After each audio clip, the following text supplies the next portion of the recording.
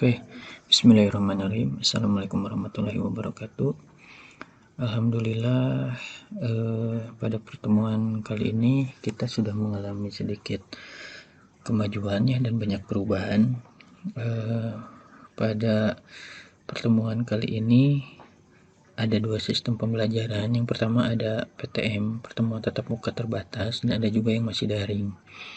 Nah, dikarenakan ada dua pertemuan ini, maka saya selaku pengajar ini harus membuat dua skema pembelajaran, yaitu daring dan luring untuk yang tatap muka. Untuk yang tatap muka nanti bisalah kita diskusi di kelas dan sebagainya, kita ngobrol dan sebagainya. Oke, untuk materi prakarya sebenarnya untuk pertemuan menjelang PAT ini tidak ada tambahan materi, terakhirnya kemarin pas Ramadan. Cuman kita di sini adalah untuk sharing saja ya. Jadi kita akan sharing beberapa materi yang ideal untuk perkembangan kita ke depan. Mudah-mudahan ini bisa dijadikan acuan buat kalian, terutama kalian di sini selaku remaja menuju pemuda dan akan beranjak dewasa. Terlebih selama pandemi ini kita sering ditemukan dengan namanya perkembangan teknologi. Oke, untuk materi sharing kali ini adalah materi tidak ada kaitannya ya, tidak ada kaitannya dengan target dari pembelajaran, cuman ini hanya tambahan saja, ini hanya wawasan saja untuk kita, bagaimana kita memahami suatu lingkup pembelajaran itu secara menyeluruh, tidak hanya tentang materi prakarya dan kewirausahaan, tapi ada materi-materi lain yang memang harus kita pelajari atau pahami bersama. Oke, untuk sharing kali ini, Ustadz coba bahas tentang pemuda di tengah kemajuan teknologi. Kenapa sih penting melihat. Oh iya, lupa sebelum masuk materi, sebelumnya Ustadz minta maaf, Ustadz mohon maaf. Taqabbalallahu minna wa minkum dari Ustadz. Mudah-mudahan segala hilaf Ustadz kepada kalian itu bisa dimaafkan oleh kalian, dan mudah-mudahan kita menjadi hamba yang bertakwa dan kita menjadi hamba yang terus berada di dalam lindungan Allah, dan hamba yang senantiasa menjalankan perintah Rasulullah SAW. Nah, oleh karena itu, salah satu contoh hamba yang bertakwa adalah bagaimana kita bisa berperan sebagai manusia yang seutuhnya, baik untuk sisi duniawinya atau sisi akhiratnya nanti. Mudah-mudahan kita bisa menjadi golongan yang takwa ini ya Allah ya. Amin ya Allah ya Rabbal Alamin. Oke, masuk lagi ke materi. Pemuda di tengah kemajuan teknologi. Kenapa sih penting? Oke, Ustaz lihat kalian ini ada yang remaja, ada yang masuk mau pemuda, ada yang nanti beranjak ke dewasa. Kemajuan teknologi tidak dipungkiri, apalagi semenjak corona, kita dekat sekali dengan teknologi, entah itu laptop kah, handphone kah, media digital lah, dan sebagainya. Nah, di sini pemuda jangan sampai tergerus oleh kemajuan teknologi. Oke, ringkas saja. Di sini saya bahas tentang manusia dulu. Manusia itu siapa sih? Manusia itu kalian, makhluk yang berakal budi, memiliki kemampuan untuk menguasai makhluk yang lainnya, berbeda dengan makhluk lainnya, insan dan orang. Terus ada pemuda. Nah, ini dari manusia itu nanti golongannya banyak. Ada anak kecil, ada balita, ada bayi, dan seterusnya. Kalian ini ada di golongan pemuda. Orang yang masih muda atau orang muda. Ini buat ke BBI ya. Di sini muda semua kan. Ustadz geng ngerasa lah pemuda keneh gitunya. Karena ya merasa masih menurut kadang sok ya gampang capek lah, beda dengan yang masih produktif. Oke. Selanjutnya adalah Islam. Kenapa sih manusia pemuda dikaitkan dengan Islam? Karena kita punya aturan. Jangan merasa muda sakahayang hidupnya, jangan merasa muda kita jauh dari Allah, jangan merasa muda kita jauh dari hal yang sifatnya lebih baik. Mentang muda baiklah ngorakene orang beakeun we poya-poya nanti juga menikmati masa tua dan sebagainya, itu salah. Islam ini yang memberikan batasan, adalah agama yang diajarkan oleh Nabi Muhammad yang berpedoman pada kitab suci Al-Quran diturunkan ke dunia. Jadi nanti hidup kita tuh ada aturannya. Meskipun kita pemuda, meskipun kita manusia, tapi tetap kita dalam lingkungan Islam. Selanjutnya, ini merupakan dari bagian kehidupan kita, yaitu adanya sebuah kemajuan teknologi. Teknologi adalah keseluruhan sarana untuk menyediakan barang-barang diperlukan bagi kelangsungan dan kenyamanan kehidupan manusia. Saking kunyamannya, kadang kita dengan kemajuan teknologi banyak rebahan, bahkan menjalani kehidupan. Ya, karena apa? Teknologi ini yang sudah memperbudak kita. Alhasil kita salah menggunakan teknologi ini. Hati-hati. Kenapa seperti itu? Karena teknologi ini mengalami beberapa perkembangan. Perkembangan teknologi nanti dimulai dari dalam sejarah ada teknologi 1.0 dan sampai terakhir kemarin 4.0. Nah, ini nanti kita akan lihat ya videonya seperti apa kemajuan teknologi ini. Untuk lebih jelasnya, kalian bisa lihat video berikut ini. Revolusi Industri 1.0. Pada tahun 1760 sampai 1840 terjadi di Inggris Raya. Terjadi perubahan proses manufaktur dari tenaga manusia ke tenaga mesin yang disebabkan ditemukan tenaga uap oleh para ilmuwan. Tahun 1764, James Watt menciptakan mesin uap. Kemudian pada tahun 1783, Marquis de Joffre menciptakan mesin uap penggerak kapal. Kemudian pada tahun 1904, Richard Trevithick menciptakan lokomotif uap pertama. Dampak revolusi industri 1.0 terjadi pengangguran massal. Kemudian terjadi demonstrasi massal menuntut lapangan kerja. Tenaga mesin menjadi jauh lebih murah. Revolusi Industri 2.0. Kemudian pada tahun 1840 sampai 1870 terdapat perubahan penelitian listrik. Dari keingintahuan sains berganti ke listrik yang berguna bagi kehidupan modern. Kemudian pada tahun 1843, Ernest Werner von Siemens menciptakan telegraf kode Morse. Kemudian pada tahun 1870 sampai 1879, Thomas Alva Edison menciptakan telegraf pita kertas dan lampu. Disusul kemudian pada tahun 1908, Henry Ford mengubah pabriknya dengan menggunakan ban berjalan. Dengan ban berjalan, biaya produksi jauh lebih murah, sehingga dapat menurunkan harga hingga 300% dan Ford cepat menguasai pasar mobil. Akibatnya banyak pabrik mobil ditutup karena kalah bersaing. Puncaknya tahun 1930, industri mobil turun drastis dari 250 perusahaan menjadi 20 perusahaan. Revolusi Industri 3.0 tahun 1970. Dengan ditemukannya PLC atau Programmable Logic Controller, mesin industri dapat berjalan sendiri, biaya produksi makin murah. Ditandai perubahan dalam industri musik dengan lahirnya musik digital yang cepat menguasai pasar. Terjadi juga dalam dunia fotografi. Mengambil gambar dan berbagi dilakukan dengan mudah tanpa diperlukan kertas film sebagai medianya. Revolusi Industri 4.0 dimulai pada tahun 2000. Menggunakan mesin-mesin yang menjadi operator. Mesin-mesin yang menggunakan operator diganti dengan menjadi mesin full automatic, sehingga hanya sedikit memerlukan tenaga manusia, seperti penjaga pintu parkir misalnya. Dengan adanya e-parkir, semua lebih mudah. Google dalam mengembangkan self-driving car, sehingga tidak memerlukan tenaga manusia dalam berkendara. Apakah Anda siap dengan perubahan ini?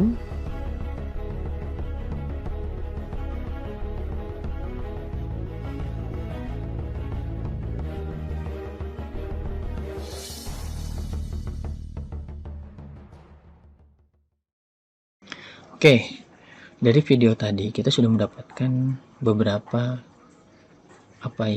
gambaran tentang kemajuan teknologi. Inti dari sebuah kemajuan itu adalah untuk menciptakan keseimbangan. Keduanya tetap keseimbangan apa? Keseimbangan antara visi hidup dengan ibadah. Jangan sampai orang yang memiliki visi hidupnya baik secara duniawi tapi melupakan ibadah. Ketiganya, untuk menciptakan seseorang yang beretika di tengah kemajuan teknologi. Karena apa? Etika inilah yang nantinya akan menjaga dan membentengi visi hidup kalian melalui ibadah. Teknologi ini yang akan membantu kalian untuk menjalankan visi hidup kalian dengan tidak melupakan ibadah. Akhirnya terbentuklah sebuah keseimbangan. Pahamnya dari sini, dari pertama keseimbangan, turun nanti kembali ke visi hidup, dan apa nilai ibadahnya.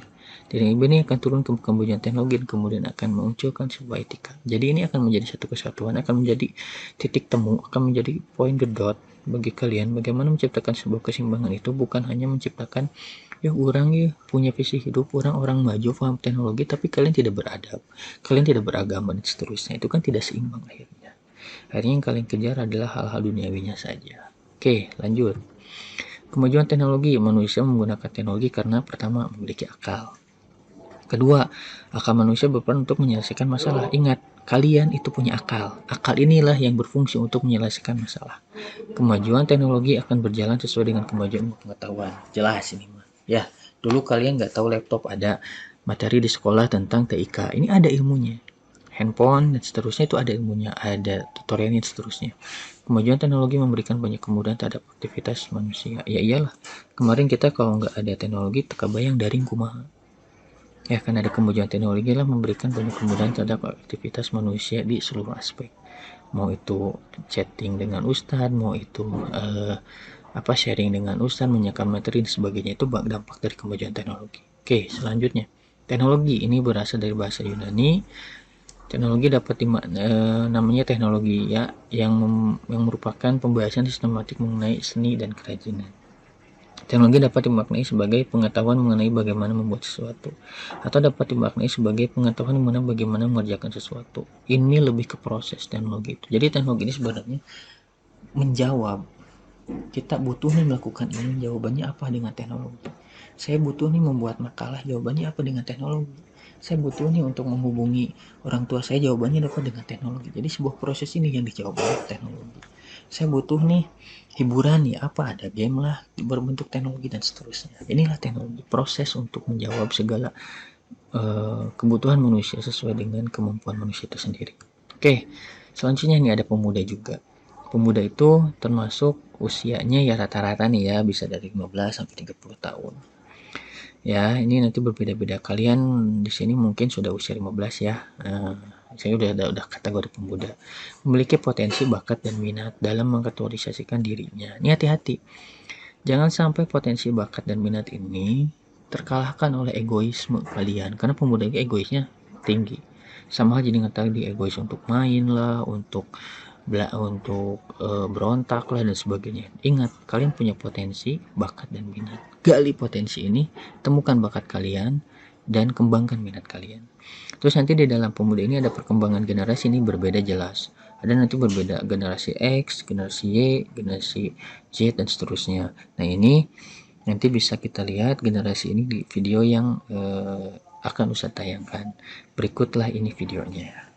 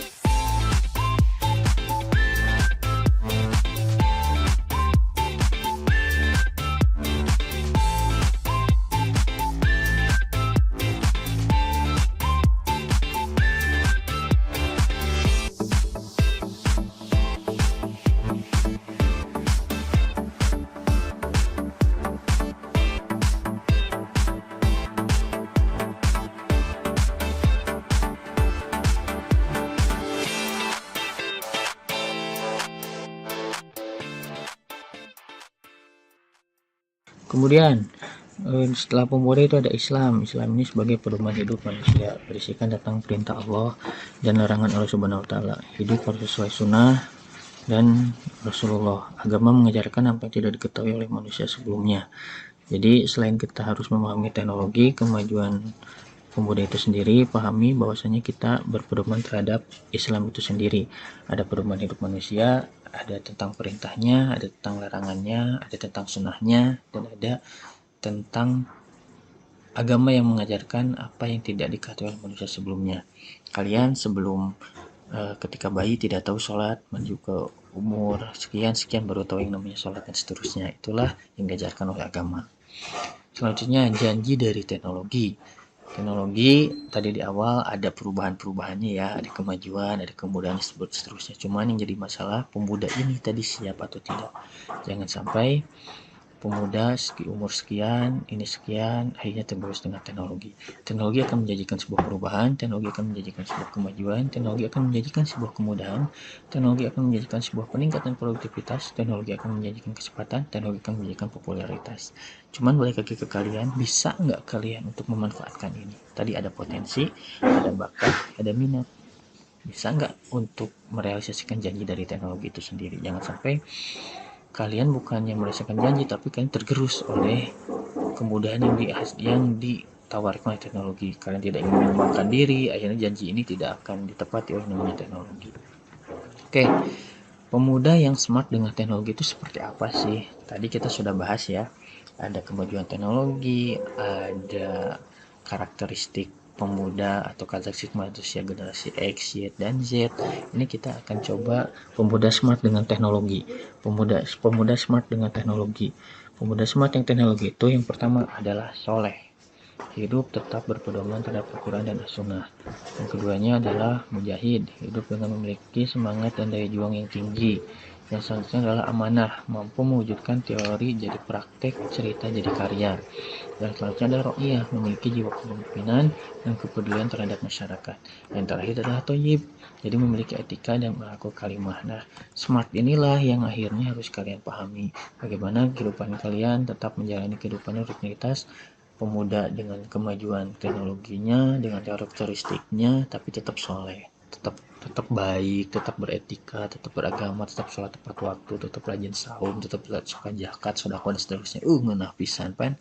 Jadi tetap berpedoman terhadap Al-Quran dan Sunnah. Selanjutnya adalah tadi mujahid.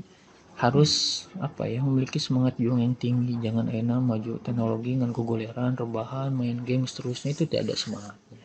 Tetap teknologi pun kita bersemangat, bangun tetap pagi, terus beraktivitas seperti biasa tanpa mengindahkan kemajuan teknologi. Seterusnya adalah amanah. Amanah ini hati-hati. Kadang orang yang terjebak dengan kemajuan teknologi biasanya cenderung lebih lalai. Jadi kita jangan sampai seperti orang yang seperti itu. Kita harus mampu merealisasikan. Kayak tadi ya, kemajuan teknologi ini mempermudah. Ketika kalian punya ide untuk melakukan sesuatu, ya tidak bisa, kita bisa lihat misalkan saya pengen jadi ini, gimana ya caranya, kita tinggal buka YouTube ya langsung, jangan hanya berbicara ingin tapi lihat bagaimana keberhasilan orang lain dari sebuah cerita yang sudah ada. Terusnya ro'iyah, di sini ada jiwa kepemimpinan. Orang yang memiliki kemajuan, pemuda dengan ruhnya ini pasti memiliki jiwa kepemimpinan dan kepedulian terhadap masyarakat. Jadi jangan sampai kalian dengan kemajuan teknologi ini menjadi tidak peka dengan masyarakat, kalian menjadi cuek dengan masyarakat, kalian menjadi tidak indah. Jangankan dengan masyarakat, kadang dengan orang tua ketika disuruh itu menjadi lambat, dengan adik ketika disuruh itu menjadi cuek, dan seterusnya. Ini hati-hati, kemajuan teknologi jangan sampai membuat kalian menjadi manusia yang cuek. Selanjutnya adalah toyib, tetap etika dan akhlak ini menjadi nilai penting dalam keseimbangan yang tadi, yang awal ya. Jadi bagaimana peran pemuda, teknologi, dan Islam ini bisa menciptakan suatu keseimbangan yang ujungnya dalam merupakan kebaikan buat kalian.